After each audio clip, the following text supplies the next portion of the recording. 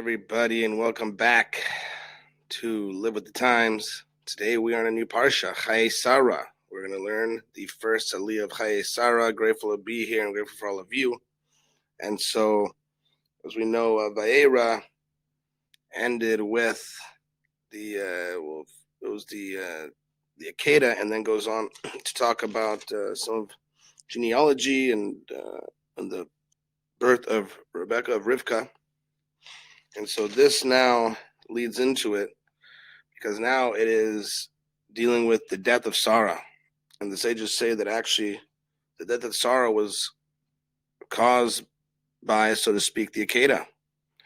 That somehow there is a connection, that somehow Sarah, who was a higher prophet, so to speak, higher prophetess than even Abraham Avinu, somehow was left in the dark about the outcome of the Akeda. She thought that Yitzhak really died, and somehow this affected her to the point where she died. And not only that, so Abraham had to deal with this 10th test of the Akeda, and now bearing his wife as a result. This is numbered as one of the 10 tests. And not only that, but Abraham Avinu, the sages also say, we have a tradition that he never really regained his level of prophecy after the Akeda. This was like the culmination, the highest point of his prophecy, that he never really spoke to Hashem in the same way as he had before, never really had the same connection. And you think, wow, like you do everything, and now, so sometimes, like I said, in this class, there's questions that we have answers, and sometimes the questions don't get answered right away, and sometimes they're left for later on in the week or later on in the year or next year. And we'll see if that comes up. I'll do a little more research on it, but it is, put it lightly, a bummer. A bummer is no way to really describe it, but the fact that I went and did everything here, and then at that point, and part of it just coming to mind right now, also having to do with Yaakov. That Yaakov, the whole time that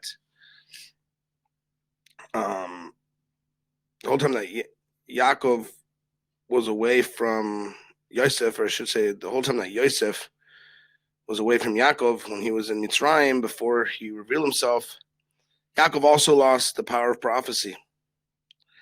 And I think there's a connection here in the sense that the sages do talk about the level of prophecy that was there, that was lost by Yaakov. And the reason why being that he was not happy, that prophecy can only rest on somebody who's happy.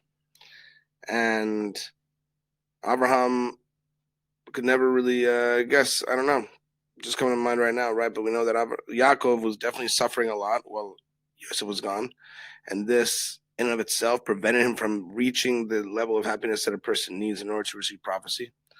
But this could be an indicator as well, common thread here with Avraham Avinu, that after Sarah passed away, he was never able to regain that same level of happiness. Thus, he was never able to regain that same level of prophecy. And you see how certain influences we'll see. He was still Avraham Avinu in many different ways. As we say, we have a tradition that he had passed the torch, so to speak, to Yitzchak, and he will do that here in this parsha. But here in Chayei Sarah, it starts off talking about how Sarah and her age, right, that she was, right, it says that she was 127 years old. I mentioned Shana 4 times, right, Shana, Shanaim, Shanei, Chayei Sarah, and also says Chayei Sarah twice in the same pasuk. So some deeper meaning here. I'll get into this year because I want to focus on one thing here. Let me know what you think too in the comments. If you like when I go through the whole parsha and kind of give me drashim along the way and kind of explain it a little bit deeper, or when you like it when I maybe focus on one topic instead. And I'm not sure if maybe it's shorter. Sometimes it's shorter, right? But it definitely, when I go through each thing, there's a lot of midrashim, a lot of things, a lot of deep concepts, obviously, along the way. So tell me which one you prefer better, and we'll see if we can incorporate it. But in any case, So Sarah died, and now it is Abraham's responsibility to take care of her and to see to it that she is buried speedily, proper way. And so he goes here to a place that is Hebron, today Hebron, and he speaks to the people there, which are the Bnei Chet. And amongst Bnei Chet is a fellow of the name Ephron. And Ephron is the owner of Cave of Machpelah. And this is Machpelah. And this is the right. It's Machpelah in itself is means double, and this is where there's was it 3 doubles are buried there, right? Actually 4, I think, including Adam Harishon. This is the place where Adam Harishon was buried. We have a tradition. Avram and Sarah, Yitzhak and Rivka, and Yaakov and Leah. And so, but first he has to go and purchase this piece of land. That this is the first place in Eretz Yisrael that was owned by Jewish people, right? And to show that we have acquired the land by legal means, by good means, right? And we went and they sold it to us. And this also leads to how even the modern state of Israel, Medina Israel, that we have now, thank God, how this came about. That a lot of people don't know that Jews have always had a presence here, and this was the first example of it. This began this redeeming of the sparks and opened up this passageway. But even though we had a presence here, the other people that have been here, that are inhabitants here, started selling their land to the Jews that were here. People started making Aliyah. Wasn't crazy means, and it wasn't until they attacked us that we attacked back. Whatever, and it wasn't always easy either. It wasn't always simple, and there was fighting. There were a lot of things, and even here in Hebron, I believe in 1919, 1929, when this Jew, the massacre of Hebron, right, where the Arabs came and attacked and massacred the Jews there. And in any case,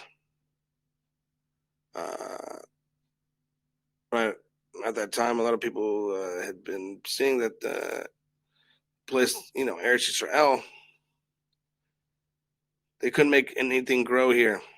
And so they said, fine, you can take it, you can sell it. And once they saw this Jews were able to start growing here, they said, wait a minute, that's my land, I want it back. Right, but that's not what I want to focus on here. I want to focus on right, that the Jews, or that Abraham Avinu came and he bought this place, and he's here before Bnei Chet, and as I mentioned, Ephron is the owner, and who was Bnei Chet? You can see that Abraham Avinu had a lot of influence in the world, a lot of political influence, a lot of goodwill in the world, well-known, famous guy, and so they say, please come and tell us what you want. Right, Chet is as Rabbi Nachman says, an allusion to Hayot, animals, right? That even these people who, not animals, but they would be, let's just say, not the nicest people in the world. Abraham Avinu, his presence had turned them around, right?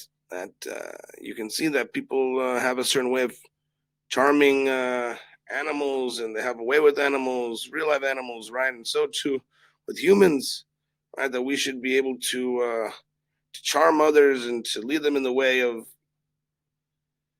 kedusha, way of serving the one God, true God, and not by conversion or physical means, just by attraction rather than promotion.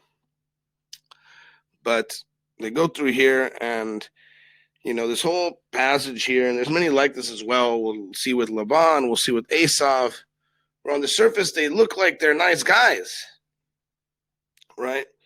And on the surface, kind of like the Jewish guy looks like the not as nice guy. And this happens again and again in the Torah. You come to think, there's people who say that the Torah is written by man, written by, the rabbis made it up, and it's a collection of these people and that people, and it's written over time. If it was written by man, how would it be nice? Wouldn't it have been smart to like make the Jews to be like the most perfect people, and to make the people that they're opposing to be the bad guys?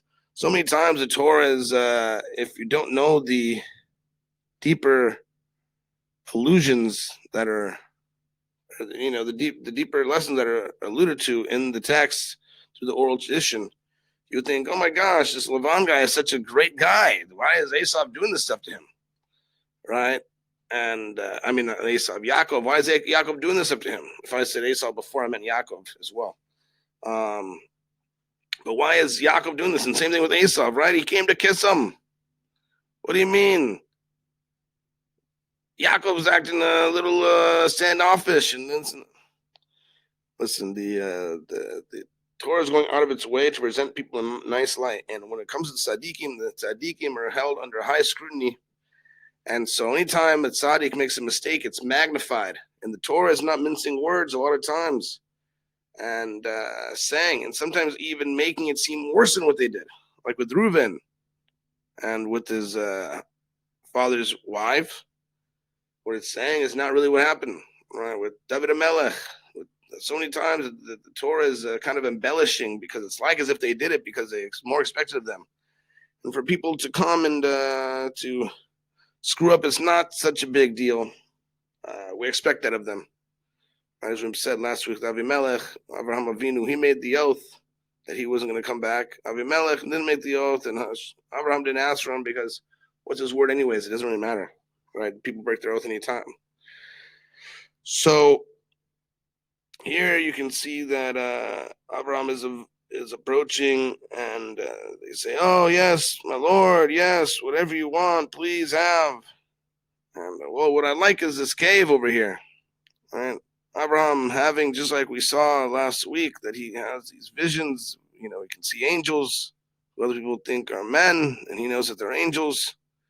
But he treats them like men because he's above angels, he's above the stars, and just like he was seeing the Hahamariya Me'arachok, that he was able to see from afar the future of of this mountain here that would come to be Harabais.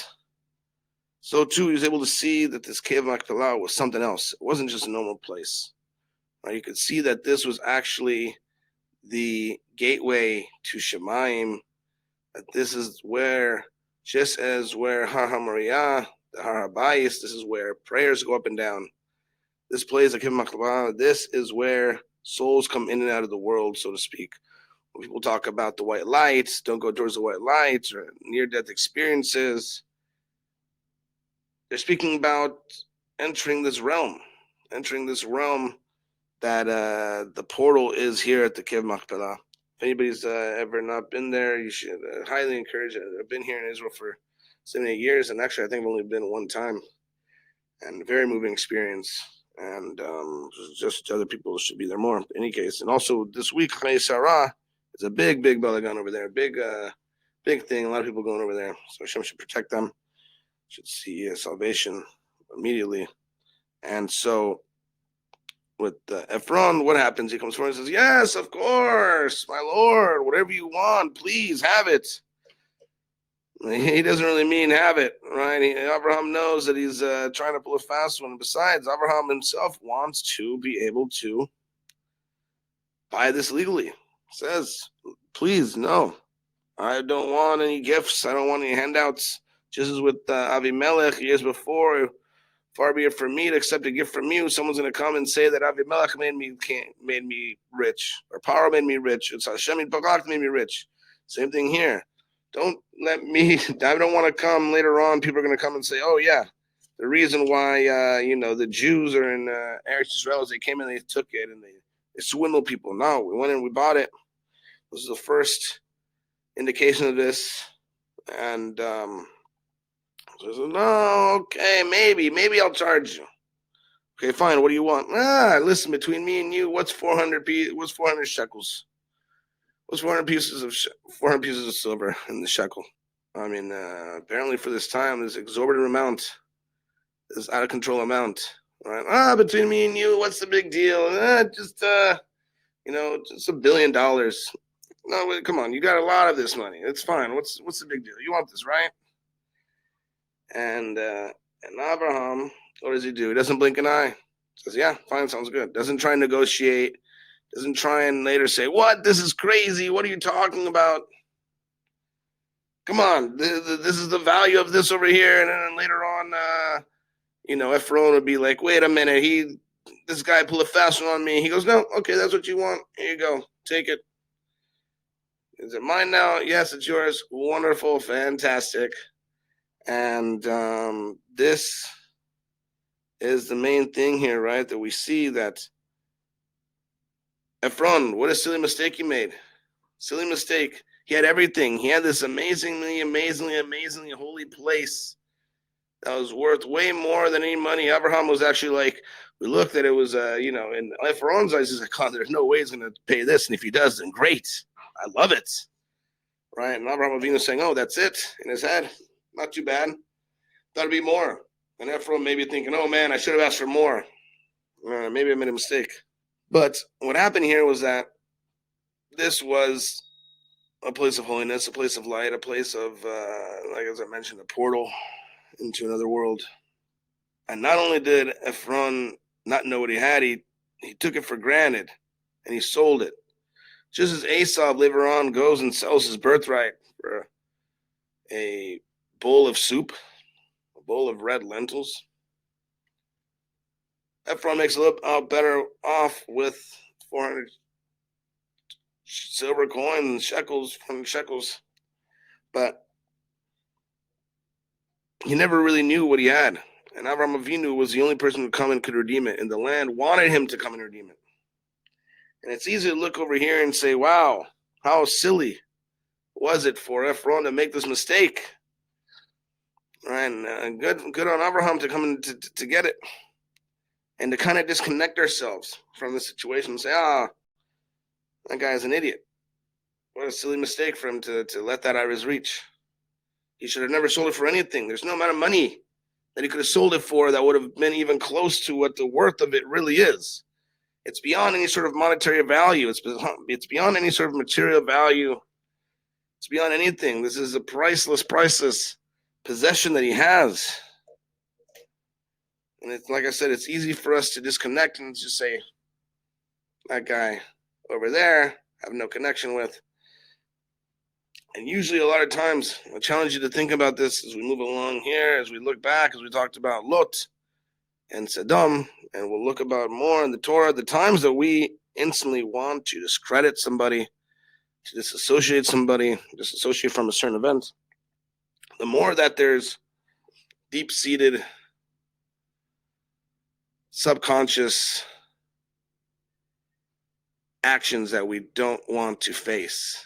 Some behavior that we have that we don't want to face and look at. And a lot of times when we're just immediately saying, this has nothing to do with it. I don't even know what this is about. I don't even know why the Torah records this. The Torah is perfect, and the Torah records everything for us to have a practical meaning today. So when a person looks over here and they say, what do you mean? Well, I'm probably Abraham, right? Like I'm going and redeeming sparks all the time. And no, I have to look and say, where am I from? Just like when we were Lot, we make decisions based on monetary value. So too here with Ephron, how many times do we have the most precious gift in the whole world and we're selling it for pennies on the dollar, not even close, pennies on the price list, right? And we're taking for granted our blessings and we're just throwing them away in exchange for some sort of money. What's an example? An example is our connection with our kids. Right? How many times are we growing up, our kids are growing up, and instead of spending time with our kids, we're spending our time exchanging our time for money. We don't have time for our kids, but we have time for the clients. We have time for the meetings. We have time for all the things. And the kids are coming up and want to say hi. And we're saying, get out of here. All right. Or we're going somewhere else to work because we don't want to be bothered. Well, that's what we have to do, right? We live in a world. We can't not make a living. We have to make a living. And it's true 100%. We have to make a living, right? But also, what are the things that are most precious to us? And how can we not just like fit in our schedule, but revolve our schedule around those more precious things? How precious is it picking up your kids from school to walk them home and to spend some time with them after school? How precious is it? All of us should be zoiche to have this. How precious is it to be able to spend some time with your kids before they're going to bed, to read them a story, to help them take a bath, whatever it is for the younger kids, older kids, to spend some time, right? These kids already am under their own, 15, 16, I remember, but I still loved hanging out with my dad. I still love hanging out with my dad. There wasn't a time in my life where I didn't love hanging out with my dad. Taking my dad with me, he took me to work, and that was amazing things where I learned so much, right? We have to find a way to incorporate the Kedusha in our life in order to still be able to make a living, but to not allow for us to sell our time for the most precious things in the whole world, which is our kids, to sell our kids down the river. And they're feeling less than. They're feeling like, okay, Tati, sure, okay, Abba, okay, it's like it's almost like a, what do you call it? Like a joke, right? You see in like these 90s movies, for anybody who sees these movies, right? Of the big hotshot lawyer, and Timmy's big game is today. And the lawyer's like, all right, Timmy, I'm going to make it today, all right? I'm going to be there. Can't wait to see you. And the whole time, Timmy's out there looking out in the stands, and he's up at bat, and he goes and he swings one, and he goes, and boom, he hits a home run. He's running around the bases, and he's looking for his dad there, and he's Timmy Sr., and he goes, oh, no, he's not here, and later on, Timmy Sr.'s like, oh, sorry, pal, the boss wouldn't let me off today. I apologize. I'll be there next time. And the kid, they hear how many times you're saying that I'm going to be there and they're not there. How many times I'm going to say, oh, yeah, I'm going to be there for dinner. I'm going to pick you up, or we're going to go to this place, and whatever it is. It's so important to maintain our promises to our kids. They remember everything. They learn how to lie from us. They say, oh, they hear him. Oh, she says she's going to hang out with me, and she doesn't. So I don't have to say what I'm actually going to do. I can say whatever. How's the shalom that we should have been in the situations? It's not such situations. So kol hakavod to all you parents out there who are doing that and putting your kids first, and anybody who's not, we just have to do. We have to look into this, and not to. Sometimes these kind of lessons of the Torah are the most painful. We have to look into and to change our ways and change it one day at a time, not to just 180 and that's it. And I'm quitting my job. I'm going to spend my whole time with you now, Jimmy, Timmy, whatever, Shloimi. And we should really, really, really put this first, to work on this, put our kids first, to put our Kedusha first, to put the things that are priceless first. And then in there afterwards, we can fit in all the other stuff. Start off the schedule there with Kedusha, with davening, with learning Torah, with being with our kids, with doing the things that are important. And then in there, for sure, we got to do work. We got to do business. Right? But to put first our seichel and our energy and the things that matter. In this way, we should see really that we ourselves also have a portal. The portal is our kids to Kedusha, to Shemaim. Right? We say, Hashem should purify our hearts to serve you in truth. And how can that happen if not so with our kids? See our kids with a pure heart, to be growing up in the best environment ever. And we're helping them to be in the best environment ever, that we want them to be in the best environment ever. And this way, we're seeing them continually growing, getting better, and putting and investing the right way. And in the time that we take away, we're not losing money. In fact, we're making more money. To put our time and our effort into the Kedusha and the most important things, and to see that the less time that we put into work, the more we're actually making, the more successful we are, the less headaches we have. And we should see really that everything, we have every single thing, that Hashem gives us everything for the very best, including ahava, including love, including shalom bayis, our relationship with our wives, and our relationship with our kids. And when we see that all of us are really truly connected with each other, with ourselves, that we're connected to HaKadosh Baruch Hu, and we will merit to have the revelation of the third Beis Hamikdash, Moshiach Tzidkenu, and also L'tziat HaMeitim, that we should have the resurrection of the dead to be united with Sarah and Abraham and all the rest of the patriarchs and matriarchs, to learn the lesson there, and that we should once again, prophecy, be reunited to Abraham and to Sarah, B'simcha, by seeing that his children, it's come true that his children have done what Hashem promised them to do, that we're as numerous as the stars in the sky, and we're above the sky with the coming of the Beis Hamikdash, Moshiach Tzidkenu. True shalom for us and for the entire world. L'chaim. Thank you so much.